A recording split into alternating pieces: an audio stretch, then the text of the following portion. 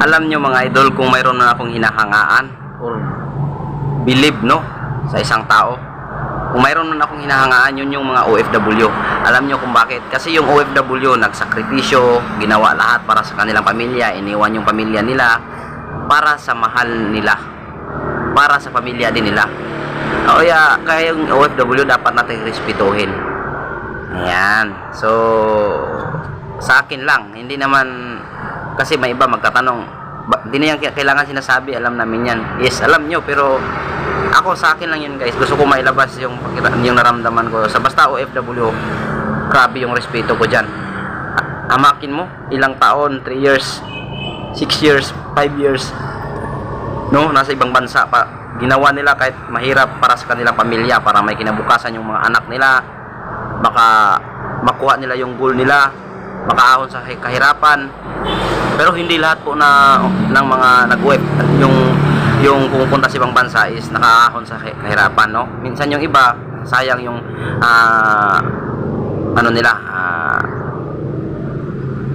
yung kumbaga hindi sila nakapag-ipon, kaya hindi din natin sila ma-judge.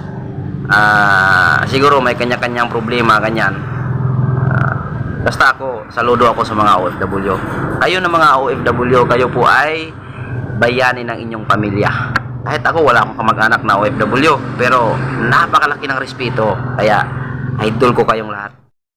Yo, what's up guys? Welcome back again sa ating vlog. Ayan, panibagong araw, panibagong daily routine, daily vlog. Ngayong araw mga bay, mga idol, dito na naman tayo sa ating pinagtatrabahoan, no? Dito sa bayan ng Glan, Sarangani Province. Tayo po ay dito, salesman, cashier, at warehouse man.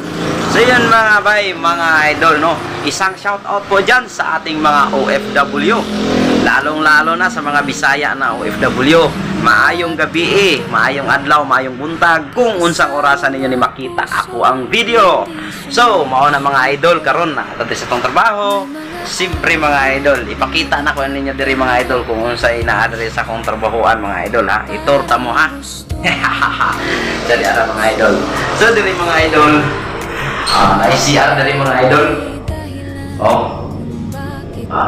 So ano mga idol, no? Actually mga idol, wala mo makuha ani kung unsa man inyo makita diri. Sa ako lang mga idol, ako lang ipakita sa inyo kung asa ko gatrabaho, no? So dito po mga idol, is maliit lang po yung sakot ko dito, pero nakakabili na po ng bigas at nakakabayad ng utang, no? Yung utang para sa kusina, yung asin, bitsin, bigas, ayan. Kasi po tayo nasa Pilipinas po tayo. Maliit lang po yung minimum rate dito. Ngayon 430 na po yung sahod ko. Dati 450 na po. Dati 30, ngayon 450 na po. At siyempre, yung trabaho natin dito is punas-punas lang sa mga tiles. Ayan, punas-punasan natin to para paghawak ng customer hindi masyadong maalikabok, no? Kung sa Bisaya pa, abog.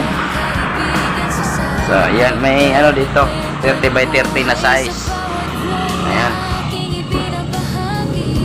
At siyempre mga idol, nais ko pong i-shout out lahat ng mga OFW, mga hero, mga bayaning OFW. Shout out po sa inyong lahat. Kayo po napakatalino, napakasipag. Huwaran po kayo ng inyong pamilya, no? Bayani po kayo pagdating sa inyong pamilya dahil ginawa nyo po lahat, no? Gibuhat ninyo tanan para sa inyong pamilya, para makatabang sa ilaha.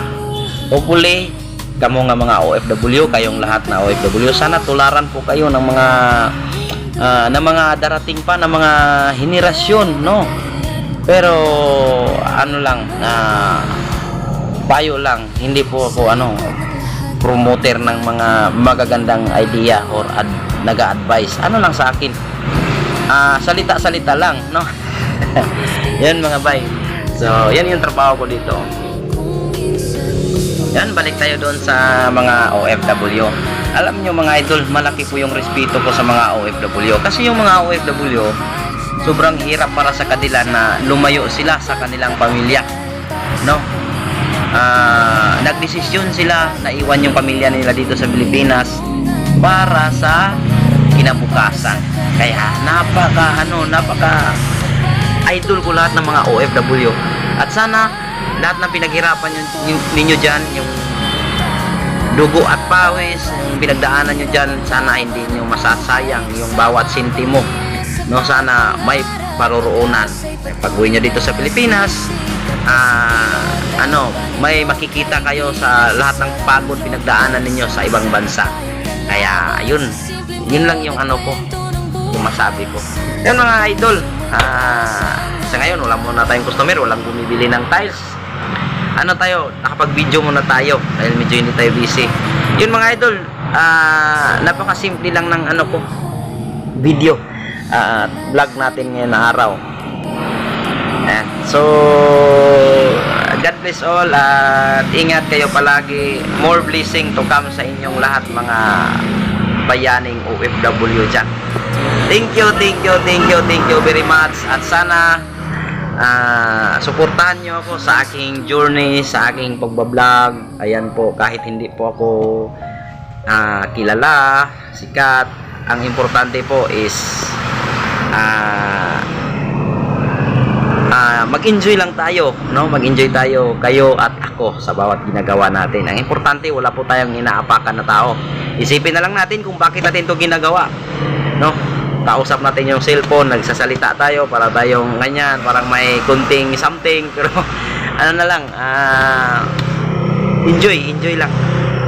Alright, so yun, God bless, bye bye sa inyong lahat.